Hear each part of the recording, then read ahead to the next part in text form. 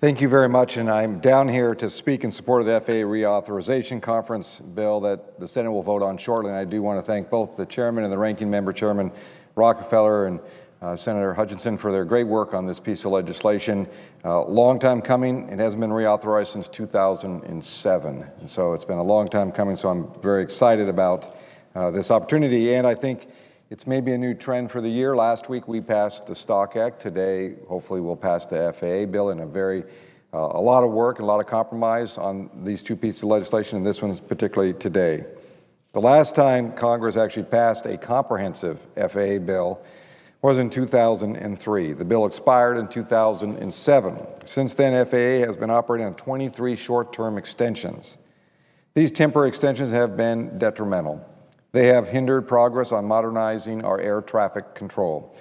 I will speak from someone who just literally flew in a couple hours ago overnight from Alaska, which we clearly understand air traffic.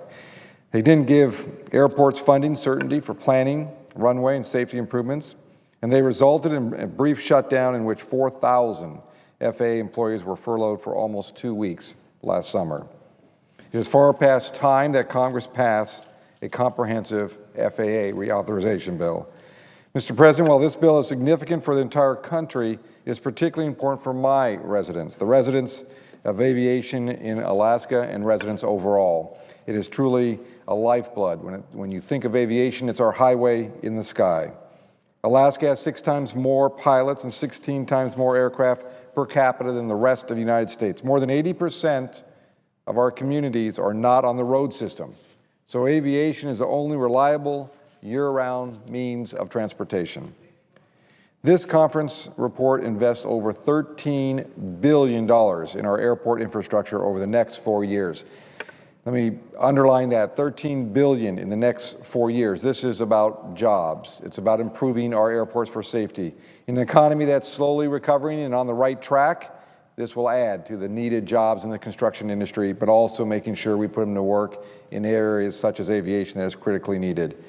It will improve our runways, create more safety projects in our airports and our runway areas. It safely accommodates the higher traffic levels while putting tens of thousands of Americans to work. This bill invests in and accelerates the deployment of the next-gen modernization of our air traffic control system, as you've heard described already. We've been using a World War II era radar technology for our air traffic control. Transition to a more accurate satellite-based tracking.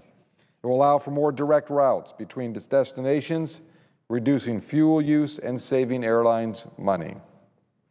The backbone of this technology, called ADS-B, was proven in Alaska as part of the Capstone project. So we're excited that we were the incubator for such an important element of our aviation, and now to see it accelerated and move throughout the whole industry will be a huge benefit to the consumer. For Alaskans, it contains an amendment which I offered and co-sponsored by Senator Murkowski, providing relief for a one-size-fits-all rulemaking. That rule inadvertently prevented the shipment of compressed oxygen needed for medical and construction purposes in rural Alaska. This legislation also contains a special provision that Senator Coburn from Oklahoma and I sponsored called the Orphan Earmarks provision. It repeals earmarks for aviation projects if less than 10% of the earmark has been used after 9 years. It saves millions of dollars in stalled projects so we can direct those limited resources where they can have the greatest bang for their dollar. This conference report makes significant investments in the Essential Air Service Program, otherwise known as EAS, which serves rural and isolated areas. 44 communities in Alaska will continue to receive minimal level of scheduled passenger service. Sensible reforms that will exclude communities in the lower 48 with fewer than 10 passengers per day. House FAA bill proposed to make truly draconian cuts to the EAS program. Again, the Essential Air Service.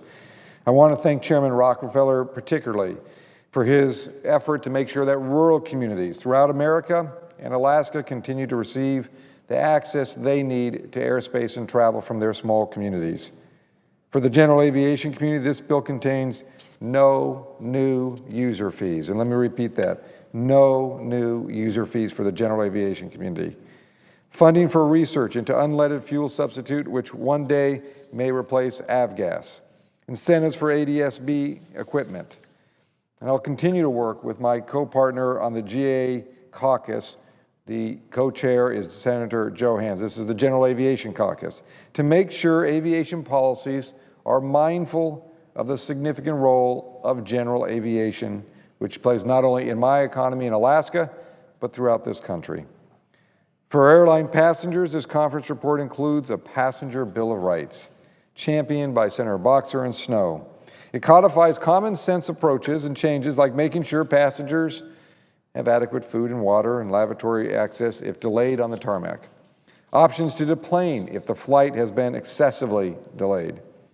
It's not a perfect bill. I was disappointed that the conference report contains language pertaining to the National Mediation Board and the rules governing union organizing. It's not relevant to the underlying bill and was not included in the bill that the Senate passed last year. And we understand this was necessary compromise for the House leadership to allow this long stalled bill to move forward.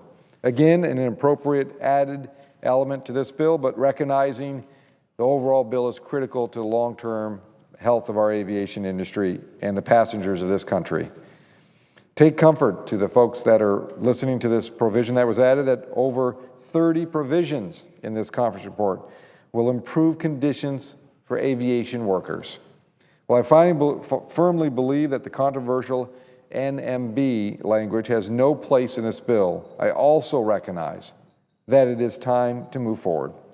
Mr. President, I want to recognize again the leadership of Senator Rockefeller and Senator Hutchinson of the Senate Commerce Committee. Their tireless work, they never gave up. Their staffs continue to push forward and work together, even when it looked like the differences between the House and Senate were impossible to resolve. Conference report before us is a testament to their tenacity and their bipartisanship. This bill is a shining example of what Congress can accomplish when we put our differences aside and sit down to the daily work of legislating. This is a very strong bill, a bipartisan bill. It's unfortunate it's taken this long to get here. I urge my colleagues to vote yes on this monumental conference report, which will put Americans back to work, enhancing our airport infrastructure, and will make the safest aviation system in the world even safer. Mr. President, I yield back the remaining time and note the absence of a quorum.